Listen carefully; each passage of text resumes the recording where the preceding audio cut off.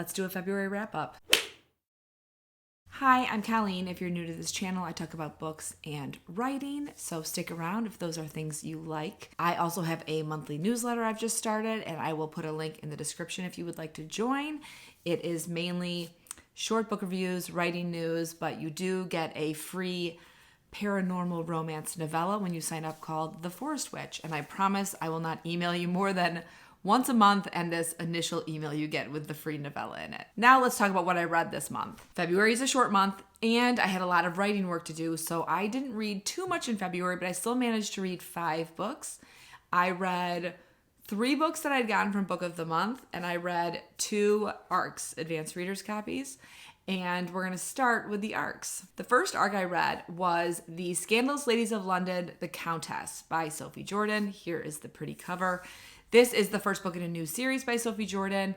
It is a Regency set romance, but it's a little different than her normal format. Stay with me. So this book was really great. I really enjoyed reading it. It is about True, who is a countess, and she's in a horrible marriage. She is married to a man who is really cruel to her, has countless affairs, doesn't like her at all, and is very open to her about how much he dislikes her. And so, yeah, she's pretty loveless in that aspect of her life. She has 2 children who she adores. The book opens with her daughter, Delia, finally being old enough to be presented into society, and True is determined that her daughter not land a marriage like she did. A lot of stuff happens. True meets this man one night who she has amazing chemistry with, but True's like a good person, so she's not going to cheat on her husband even though he's terrible to her, and they go their separate ways. Of course, she finds out the next day that that man's name is Jasper Thorne, and he is the man that her husband has picked out to marry her daughter, which is very forbidden. So the story goes from there. The reason the format's different is that True and Jasper, who are our heroine and hero, are not the only 2 narrators in the book. There's a ton of narrators. True has a group of friends who are all either in not good marriages, widowed, different things like that. And I assume all of them are going to end up having a book. So we get some of their POV. We get some of Delia's POV. We even get some of True's husband's POV. It jumps around a lot.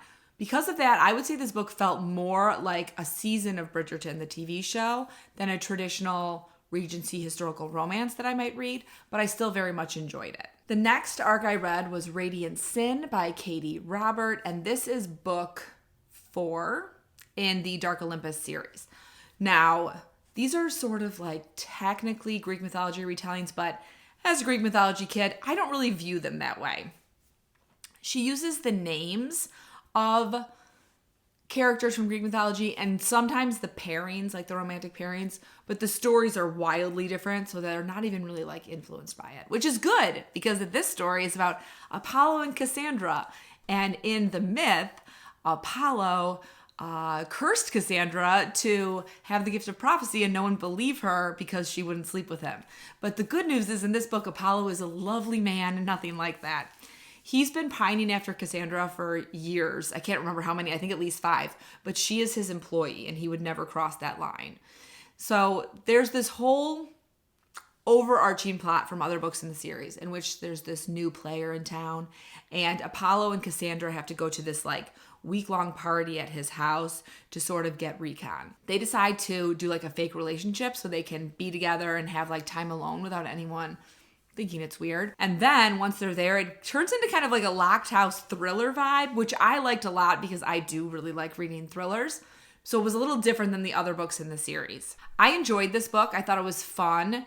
It's Katie Roberts' books are kind of I would say they're almost mafia, urban-y retellings rather than mythology retellings. They don't have much of a fantasy bend as just a dark urban feel, but I enjoy them. I think they're pretty fun reads. I definitely am really excited for the next one because this one ended a little bit crazy.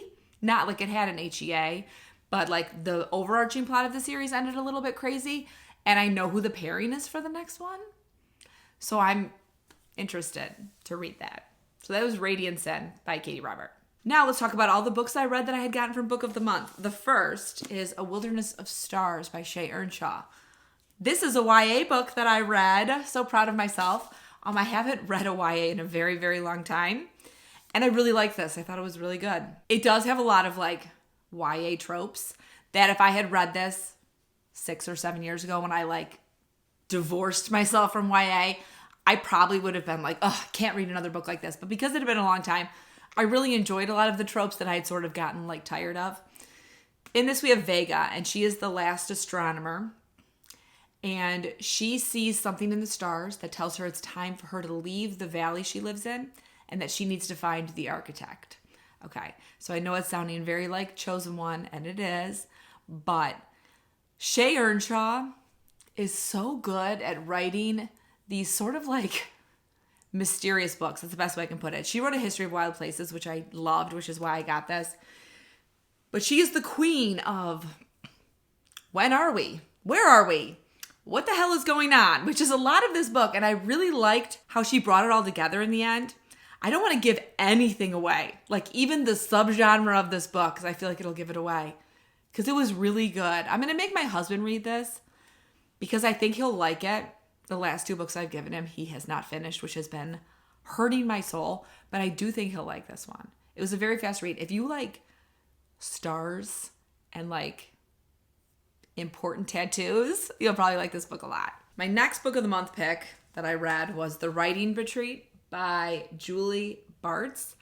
This book is crazy, but like in a really good way, but crazy. Our narrator is Alex, and she's a struggling writer, and she's just turned 30. And she's also recently had like a horrible friendship breakup. Like she had this best friend named Ren, and they were inseparable. They did everything together. And you find out as the book goes along that there were some things in their relationship that were a little different. But they had a horrible friendship breakup a little under a year ago and haven't spoken since. And it sort of like threw Alex out of her group of friends. Alex gets accepted to go to this writing retreat with Rosa Vallow, who is her favorite writer. She's been obsessed with her for many years, and Ren was as well. When Alex gets there, Ren is there as well, along with some other young women. It very quickly turns into a locked house situation. Rosa is this writer who is demanding these women write unbelievable word counts every day that would be very difficult to follow. I can't remember exactly what it was, but it's like 6,000 words, which yes, sometimes you can write 6,000 words, but to write 6,000 words every day for like 30 days is really, really difficult. And like a lot of creepy stuff starts happening. This book was so unsettling. It was so unsettling to read. I started it and my husband went out of town and I had to stop reading it till he got back because it has like some haunting vibes in it. And just like, oh, you're just the whole time, you're just like, what is going on? It's just so creepy, which is very good for a thriller. So I did really enjoy it. I am also a person who like, I don't like to be separated from society. I like to be within a 30-minute drive to a hospital at all times. And so this really solidified that I am never, ever going on a writing retreat that's not in a major city or at least in a town. And my last read was Spinning Silver by Naomi Novik. I'm going to give this book the weirdest compliment. If I had read this book in 2006, I would have hand sold 100 copies of it, at least, maybe more. Because in 2006, I was in charge of the youth and adult fantasy and sci-fi sections at an indie bookstore, and I know I could have just sold the heck out of this book. I really enjoyed it. This is kind of a convoluted retelling of Rumpelstiltskin. Like a sliver of it is that. It's this amazing story that Naomi Novik has managed to root this fantasy telling so firmly in our world that I was blown away. You are probably in Russia. You might be in like Lithuania or Latvia or one of the northern Baltic states. But her ability to just sort of like layer this fantasy element over what feels like a familiar historical world was fantastic. There are a lot of narrators in this, which I really liked. And our main narrators are Miriam, who is a Jewish moneylender, Wanda, who is an impoverished peasant, and Irina, who is the daughter of a lord and very wealthy. And she weaves the three of their stories together so flawlessly. I really think this was fantastic. I already looked to see if my library has uprooted her other book. It's currently out though. My only critique of this book is I did feel like at the end there were some relationship things that got resolved a little too quickly for me, but I am a person who reads a lot of romance, so I do have kind of a high bar for that kind of stuff. Otherwise, what a lovely book. I really wish I could have sold 100 copies of it. And that's everything I read in February, so only 5 books. I had a writing heavy month, and it's a short month, so that always, throws a wrench in long reading lists. But overall, I really enjoyed everything I read. I hope you had some great February reads as well, and now we are coming out of the winter and into the spring. Probably not till about April where I live, but I'm looking forward to sunnier, bright days and maybe starting to read outside soon, which would be lovely. If you've made it this far in the video, thank you so much for hanging around.